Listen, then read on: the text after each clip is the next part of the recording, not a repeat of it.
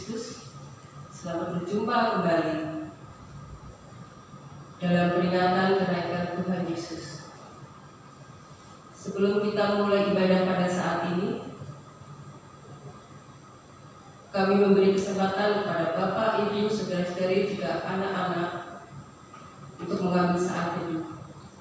Mari kita tundukkan kepala kita sejenak.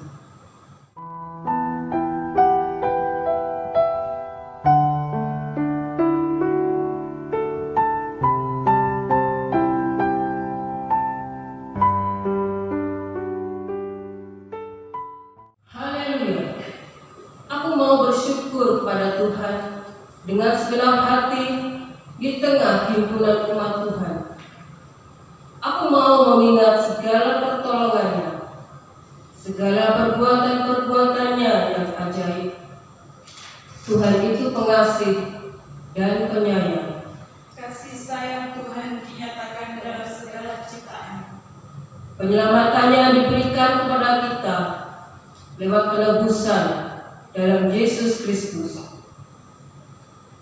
Kasih setianya dinyatakan melalui pemeliharaannya yang senantiasa mencukupkan pada saat ini maupun hari depan. Kasih Tuhan tak berkesudahan dalam hidup kita.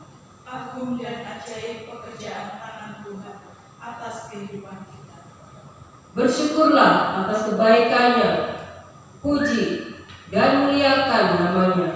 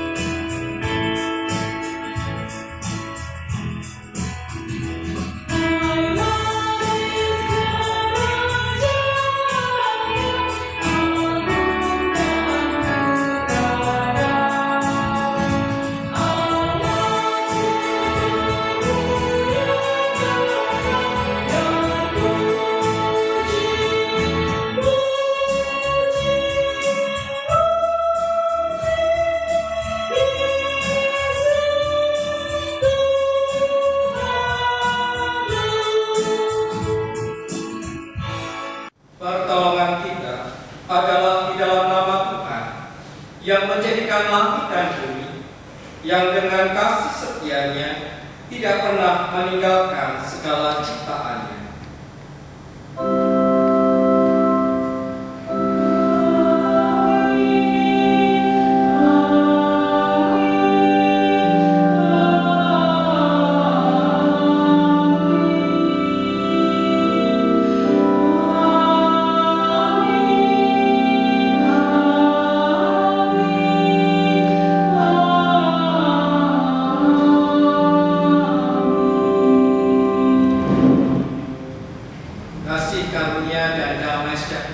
dari Allah Bapa kita dan dari Tuhan kita Yesus Kristus menyertai saudara sekalian. Dan beserta saudara juga. Naiknya Tuhan Yesus ke surga bukanlah akhir dari kisah karya penyelamatan Allah. Kenaikannya ke surga justru menjadi awal yang mendasari kelanjutan karya Yesus melalui para muridnya. Kelanjutan kasih Allah yang diberikan pada seluruh umat tidak terbatas pada umat Israel saja. Para murid Yesus dan kita adalah orang-orang yang mengenal tentang kisah kasih Allah lewat diri Tuhan Yesus Kristus. Kepada kita, kisah ini diberikan untuk dibagikan kepada yang lain. Maka kisah kasih penyelamatan Allah belum berakhir. Kisah ini harus terus dibagikan melalui kehidupan kita.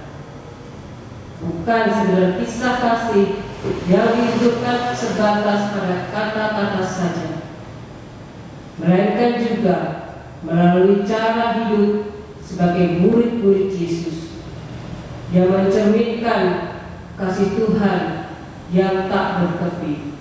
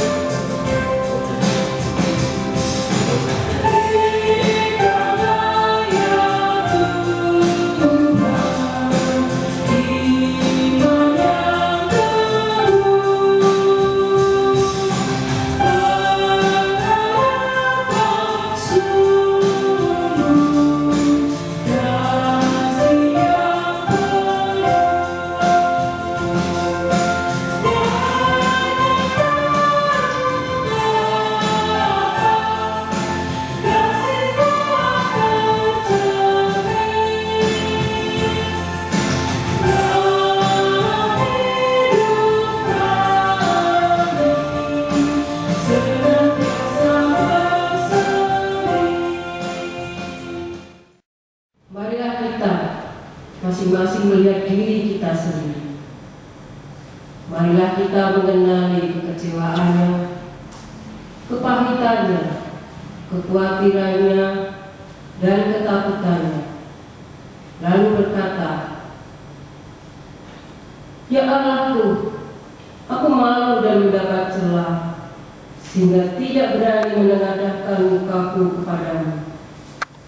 Ya Allahku, karena dosa kami telah menumpuk mengatasi kepala kami, dan kesalahan kami telah membumbung ke langit. Ya Allah Tuhan, kami berlumuran dosa.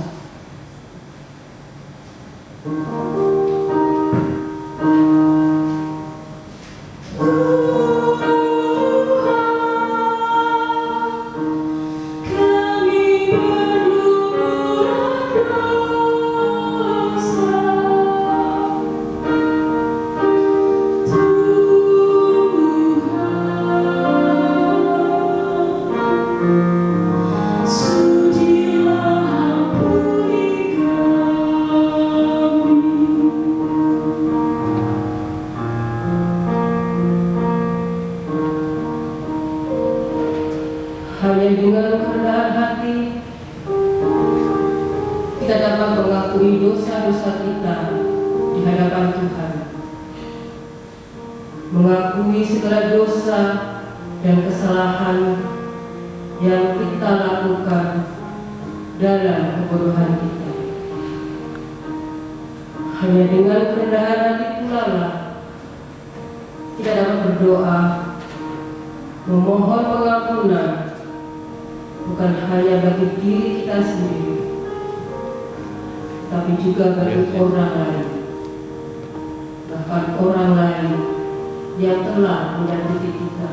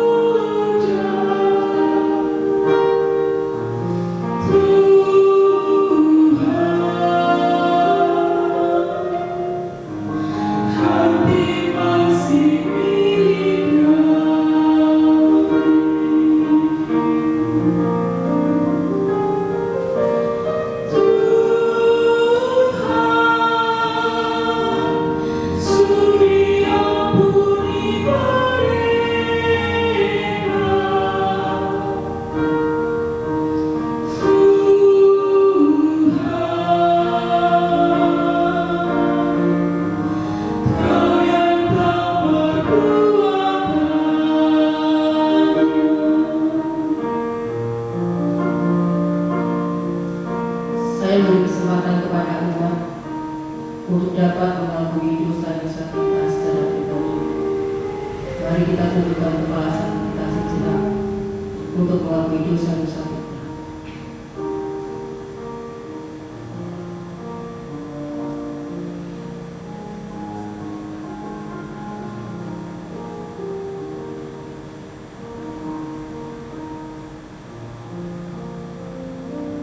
Ya Allah Tuhan, inilah doa pengakuan dosa kami. Kami serahkan seluruh doa pengakuan dosa kami ini hanya kepada Tuhan kami Yesus Kristus kami berdoa. Amin.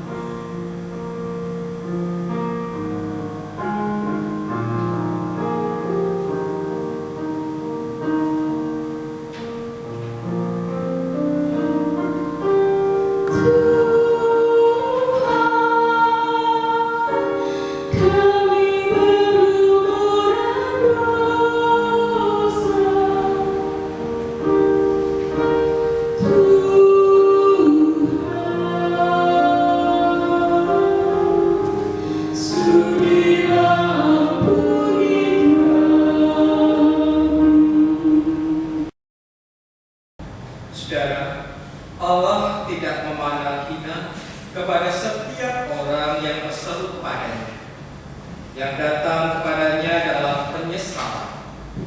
Sebab itu, Allah memberikan anugerah pengampunan seperti yang dinyatakan dalam Yeremia pasal 31 ayat 31b.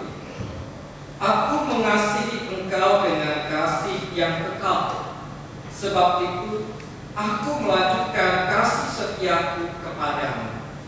Demikianlah berita anugerah dari Tuhan. Syukur kepada Allah.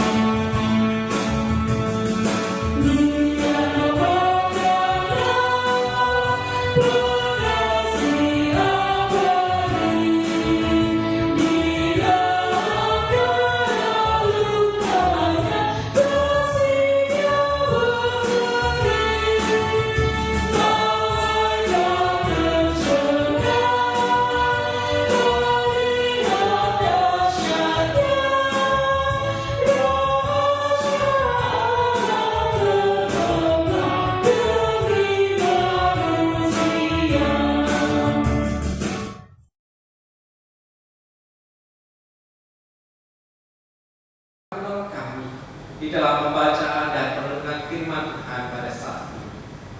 Bersabdalah ya Tuhan, kami siap mendengar. Di dalam nama Tuhan Yesus kami berdoa. Amin. Bacaan firman Tuhan yang pertama diambil dari Kisah Para Rasul pasal 1 ayat 1 sampai dengan 11.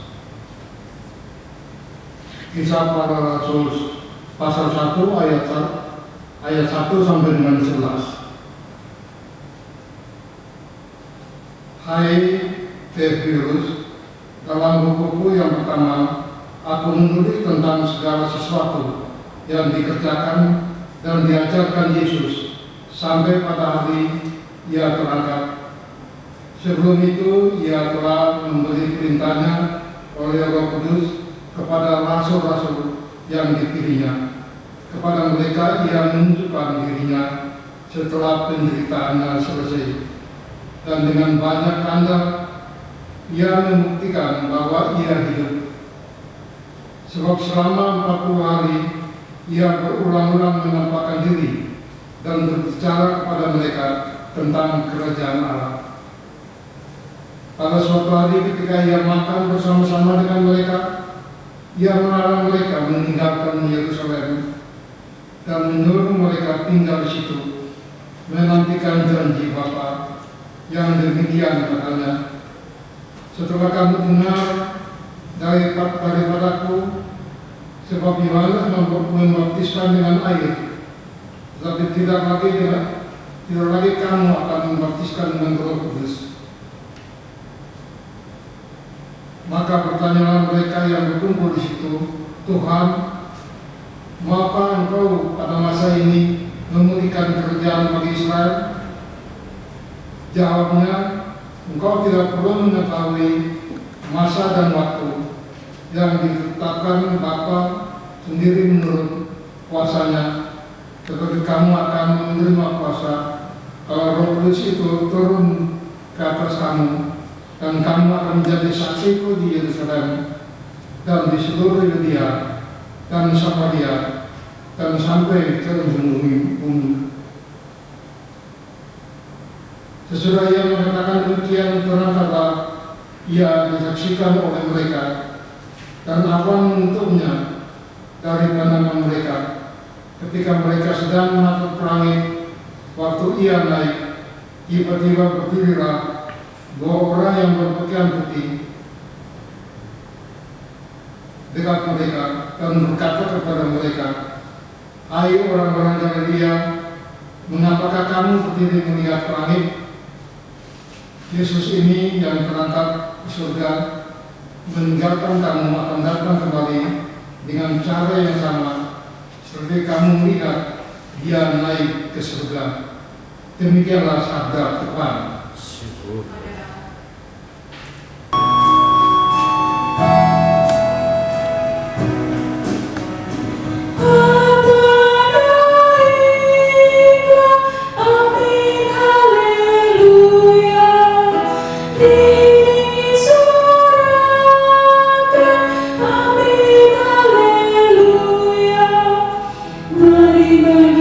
Bermasmur, amin, haleluya.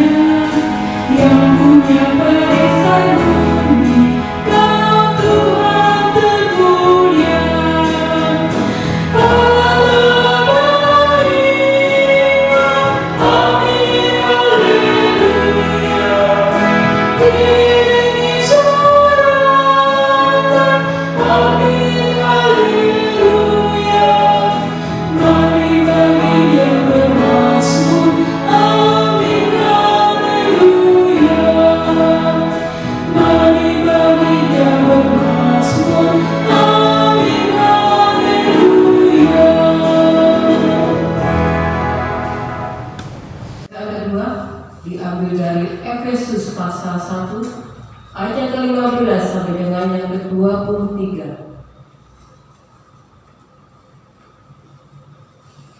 Karena itu, setelah aku mendengar tentang imanmu dalam Tuhan Yesus dan tentang kasihmu terhadap semua orang kudus, aku pun tidak berhenti mengucap syukur karena kamu.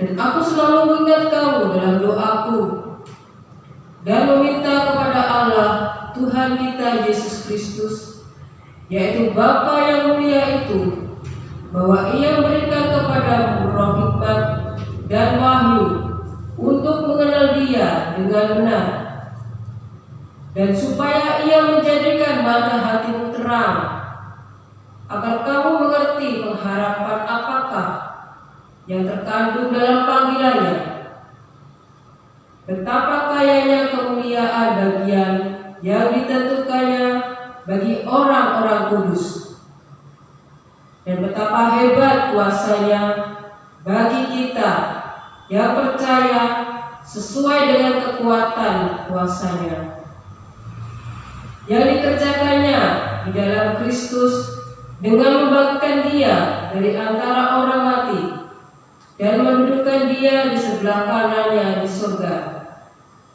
jauh lebih tinggi dari segala pemerintah dan penguasa dan kekuasaan dan kerajaan dan tiap-tiap nama yang dapat disebut, bukan hanya di dunia ini saja, melainkan juga di dunia yang akan datang. Dan segala sesuatu telah diletakkannya di bawah kaki Kristus, dan Dia telah diberikannya kepada jemaat sebagai kepala dari segala yang ada. Jemaat yang adalah tubuhnya, yaitu kepenuhan Dia yang memenuhi semua dan segala sesuatu. Demikianlah sabda Tuhan. Pembacaan Injil Tuhan kita Yesus Kristus menurut Lukas pasal 24 ayat 44 sampai 53. Ia berkata kepada mereka, "Inilah perkataanku yang telah kukatakan kepadamu ketika aku masih bersama-sama dengan kamu, yakni bahwa harus digenapi semua yang ada tertulis tentang aku dalam kitab Taurat Musa dan kitab nabi-nabi dan kitab Mazmur." Lalu Ia membuka pikiran mereka sehingga mereka mengerti kitab suci. Katanya kepada mereka, "Ada tertulis demikian, Mesias harus menderita dan bangkit dari antara orang mati pada hari yang ketiga. Dan lagi, dalam namanya, berita tentang pertobatan dan pengampunan dosa harus disampaikan kepada segala bangsa, mulai dari Yerusalem. Kamu adalah saksi dari semuanya ini. Dan aku akan mengirim kepadamu apa yang dijanjikan Bapa-Ku. Tetapi kamu harus tinggal di dalam kota ini sampai kamu diperlengkapi dengan kekuasaan dari tempat tinggi."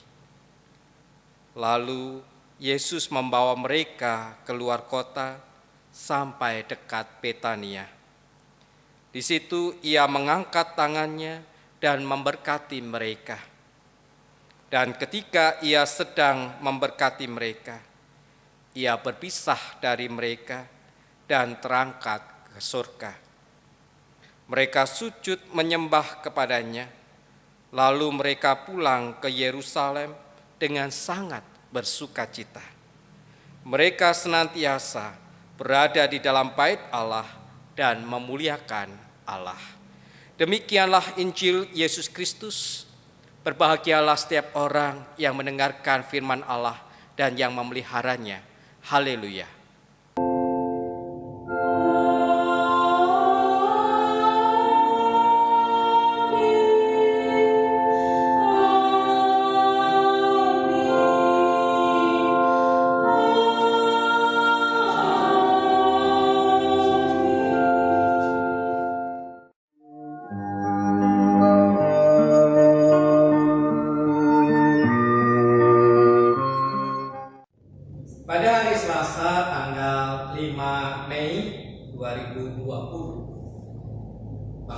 Indonesia, khususnya para sobat ambyar, berduka karena kehilangan seorang maestro musik yang bernama Didi Kempot. Beliau telah menciptakan lagu-lagu dalam bahasa Jawa lebih dari 700 buah. Para sobat ambyar, demikian sebutan bagi fans yang menyukai lagu-lagu ciptaannya, bahkan mereka dapat menyanyikannya dengan penuh penghayatan. Ada juga banyak artis yang turut menyukai lagu-lagu karangannya walaupun mereka tidak fasih berbahasa Jawa. Kepergian sang legenda musik campur-sari meninggalkan banyak kenangan di hati sahabat-sahabatnya dan juga para sobat ambyar serta tokoh-tokoh nasional yang pernah bersinggungan dengan beliau. Mereka mengingat gaya hidupnya, perhatiannya, kepribadiannya maupun karya-karyanya. Sebagian dari mereka merasa terinspirasi dari kehidupan dan segala nasihat yang diberikannya, sehingga mereka merasa hidupnya mengalami perubahan. Tetapi tentu saja mereka tidak akan pernah sama dengan sang legenda. Demikian juga kepergian Tuhan Yesus kembali ke surga meninggalkan para murid. Mereka, para murid itu telah menjalani hidup bersama dengan Tuhan Yesus kurang lebih 3 tahun lamanya. Mereka setiap hari bersama, mereka melihat gaya hidup Tuhan Yesus dan juga mereka mendengar banyak ajaran Tuhan Yesus. Mereka melihat sendiri bagaimana Tuhan Yesus bersikap dan bertindak di berbagai macam situasi. Dan pasti hal yang tepat ketika mereka kemudian diutus untuk menjadi saksi. Karena mereka telah mengalami secara langsung kehidupan Tuhan Yesus. Namun pertanyaannya, ketika Tuhan Yesus hendak kembali ke surga, Tuhan Yesus berpesan supaya mereka menunggu datangnya Roh Kudus. Mengapa? Kalau kita membaca dalam bacaan kita hari ini, di bagian akhir Injil Lukas, Tuhan Yesus menegaskan kembali makna dari nubuatan-nubuatan yang ada dalam kitab para nabi dan segala yang tertulis di dalam kitab Taurat Musa dan juga kitab Mazmur tentang Mesias, bahwa Mesias itu harus menderita dan bangkit dari antara orang mati. Kemudian pernyataan Tuhan Yesus itu dilanjutkan dengan perutusan bagi para murid untuk menjadi saksi, memberitakan tentang berita pertobatan dan pengampunan dosa kepada segala makhluk. Namun sebelum melakukannya, mereka perlu diperlengkapi dengan Roh Kudus. Hal itu dapat kita baca kembali di dalam Kisah Para Rasul pasal yang pertama. Kalau kita melihat di sana, dikatakan bahwa mereka akan menerima kuasa kalau Roh Kudus itu turun atas mereka dan mereka akan menjadi saksi mulai dari Yerusalem sampai kepada ujung bumi. Kalau dikatakan tugas para murid itu hanya memberitakan tentang karya Tuhan Yesus, maka para murid bisa saja langsung melakukannya tanpa harus menunggu Roh Kudus. Seperti orang-orang yang terinspirasi oleh almarhum Didi Kempot. Mereka dapat bersaksi tentang kehidupan dan karya yang sudah dilakukannya sepanjang hidup. Pergumulan-pergumulannya, perhatian-perhatiannya, kepeduliannya bisa disaksikan, diceritakan, bahkan mereka bisa bercerita panjang lebar tentang hal itu. Demikian juga murid. Kalau hanya disuruh memberitakan, bersaksi tentang Tuhan Yesus saja, tentu mereka dapat, sekalipun tanpa menunggu datangnya Roh Kudus.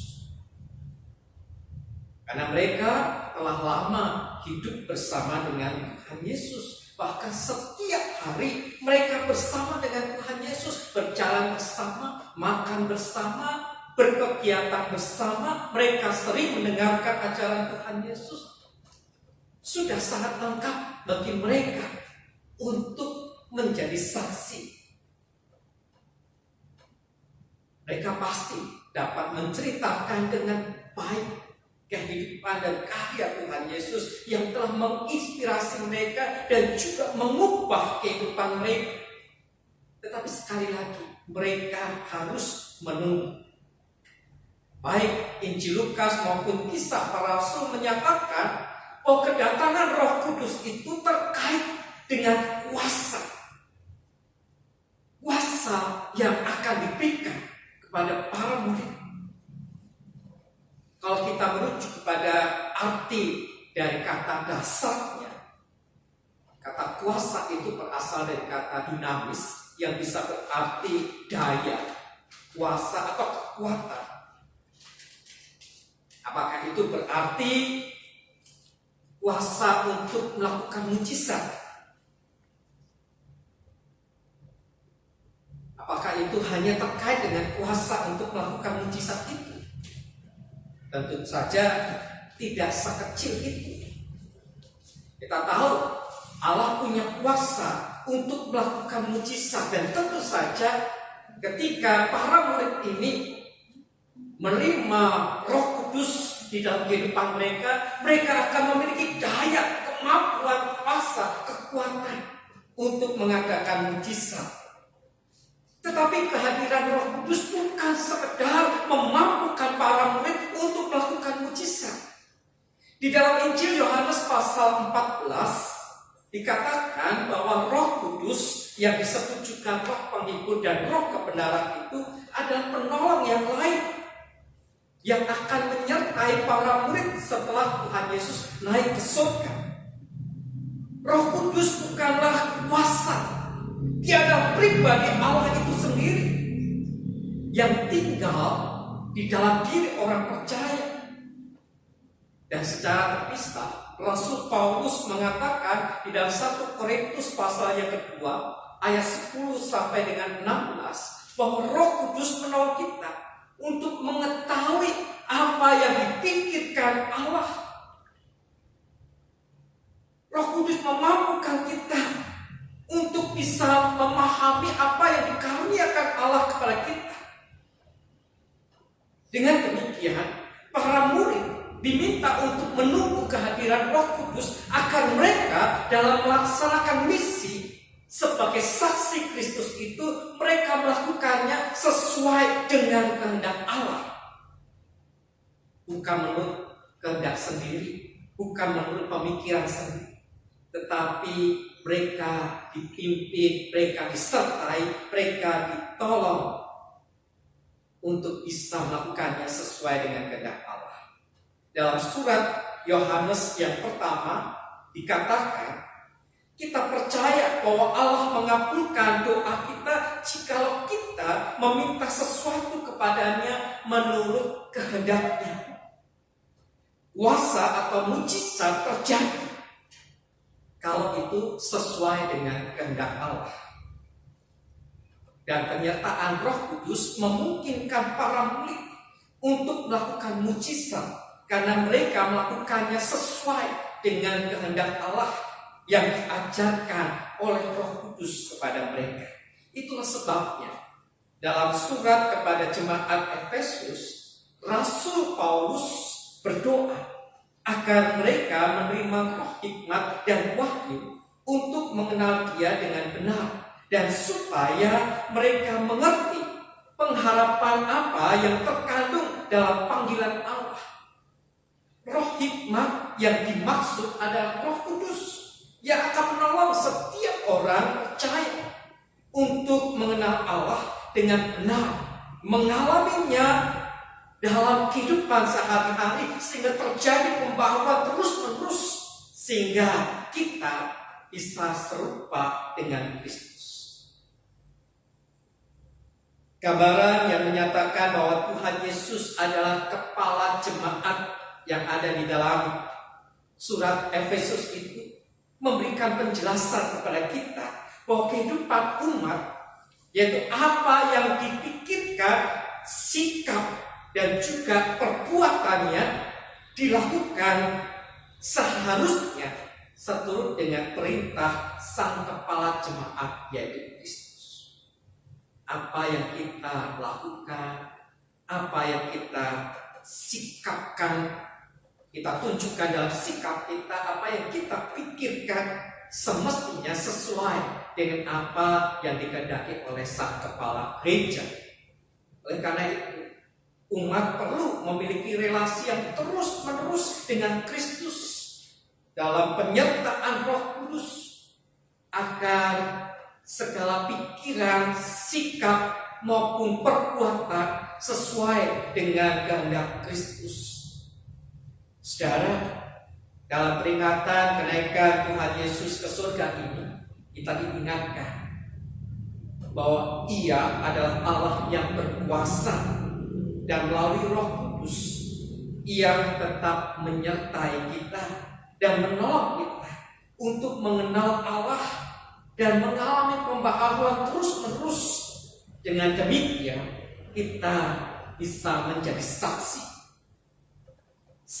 akan kasih dan karya Allah di dalam kehidupan kita dan juga bagi dunia. Oleh karena itu, marilah kita senantiasa berdoa agar kita diberi hikmat untuk mengenal Allah dengan benar dan senantiasa membangun relasi kita dengan Allah terus-menerus, agar pikiran, hati, sikap, tindakan kita sesuai dengan kehendak Allah dan mempersaksikan kasih dan karya-Nya. Amin.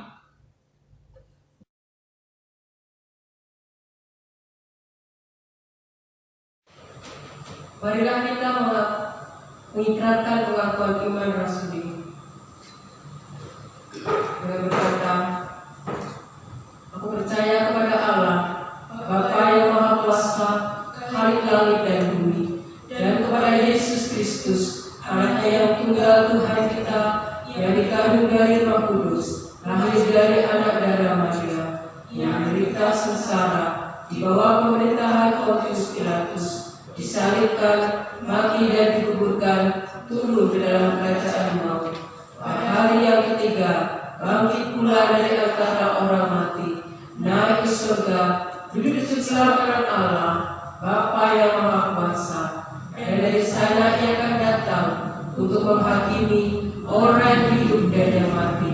Aku percaya kepada Roh Kudus, gereja yang kudus dan am, persekutuan orang kudus, pengampunan dosa, kebangkitan orang mati, dan hidup yang kekal. Amin. Mari kita menaikkan doa syafaat kita.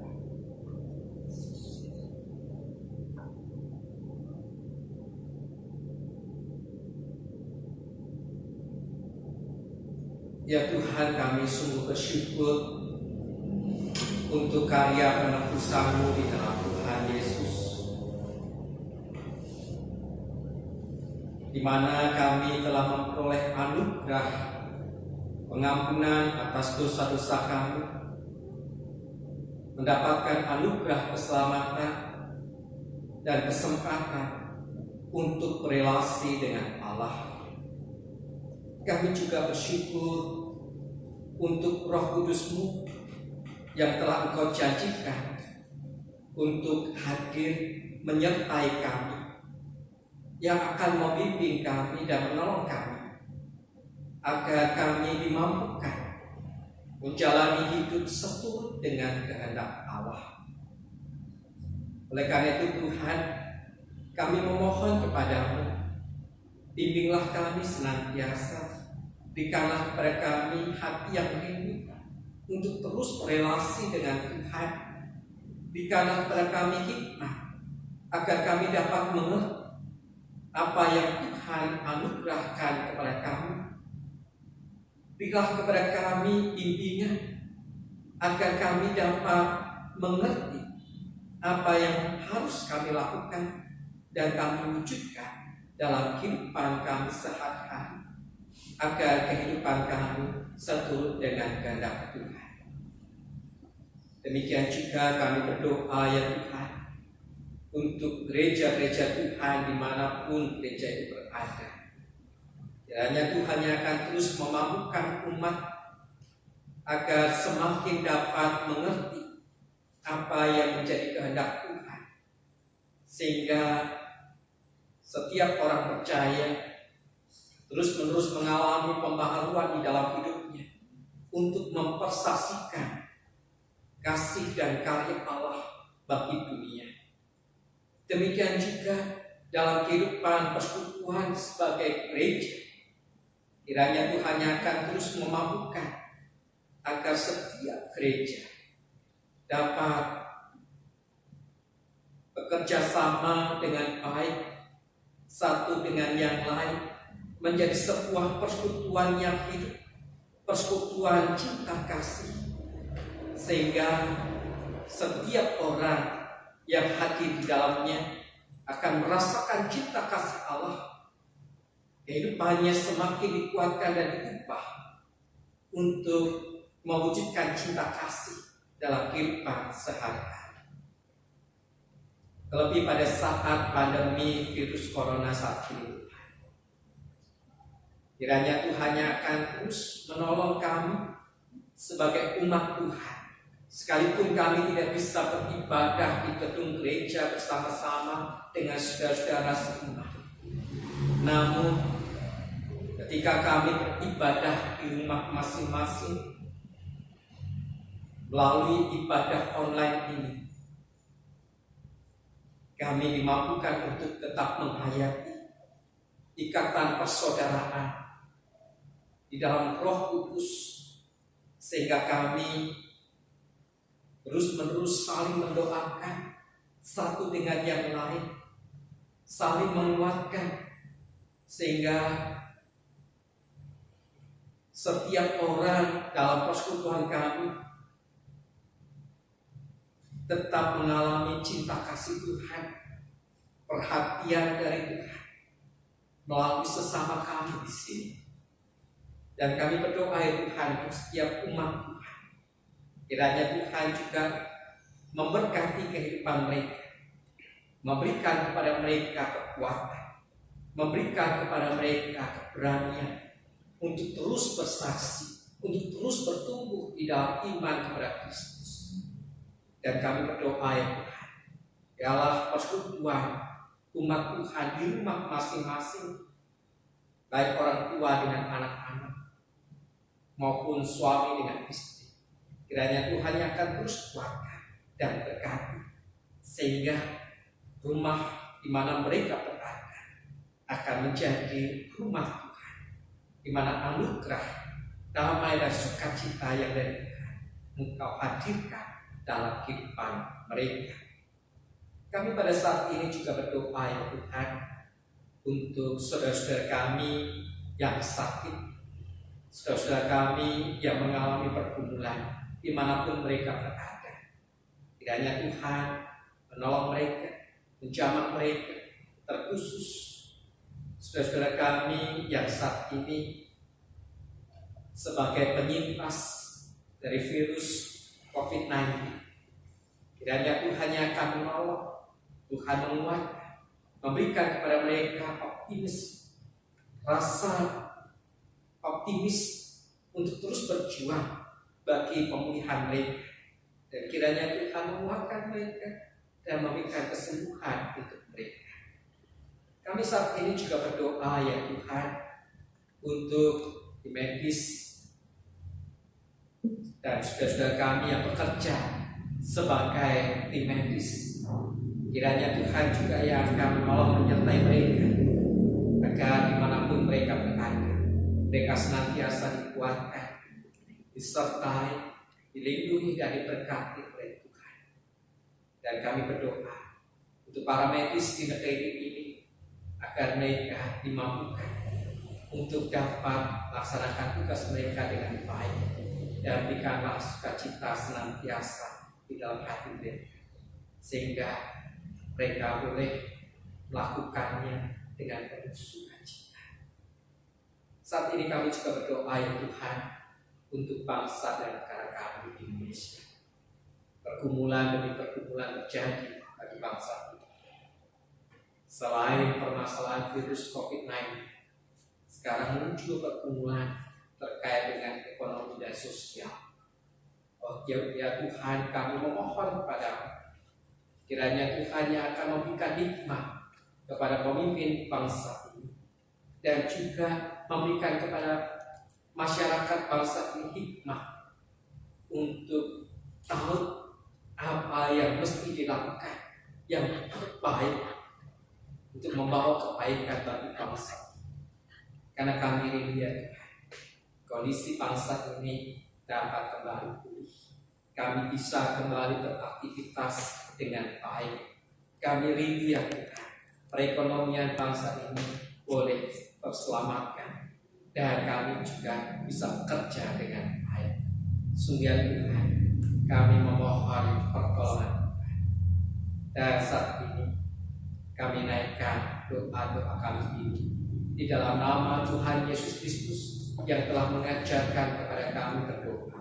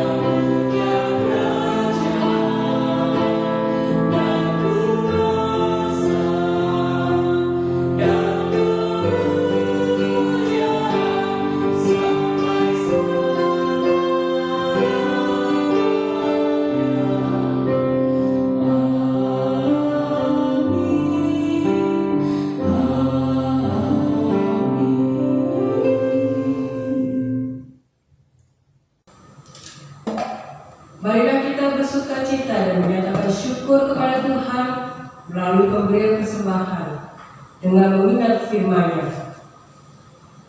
Tak berkesudahan kasih setia Tuhan, tak habis-habis rahmat-Nya, selalu baru tiap pagi, besar kesetiaan-Mu.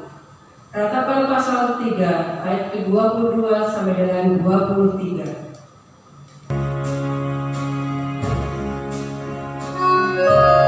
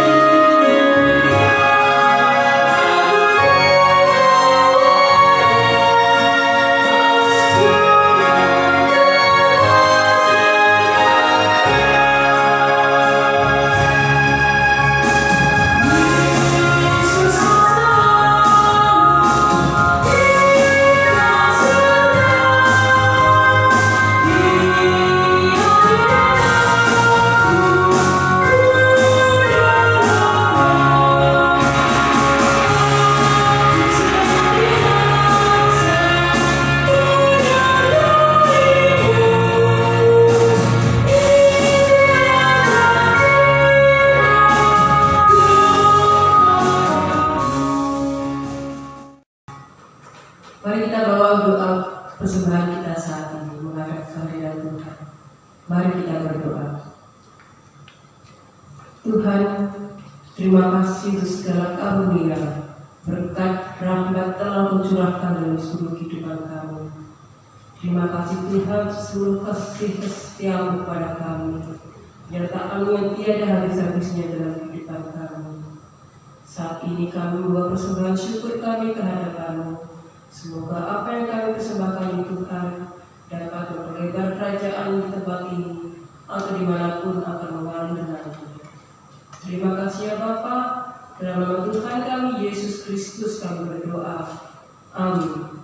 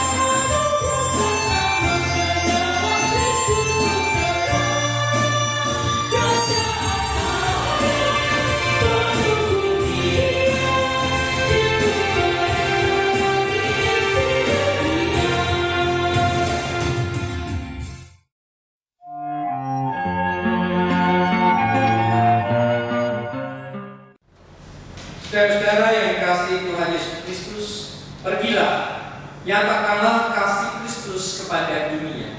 Kami menyatakan kasih Kristus pada dunia. Jadilah sahabat sesama. Sebab kami rindu mempersaksikan Kristus. Terpujilah Allah Bapa, Anak dan Roh Kudus, yang tinggal dan mengisahkan kami dari kasih-Nya sekarang dan selamanya. terimalah berkat.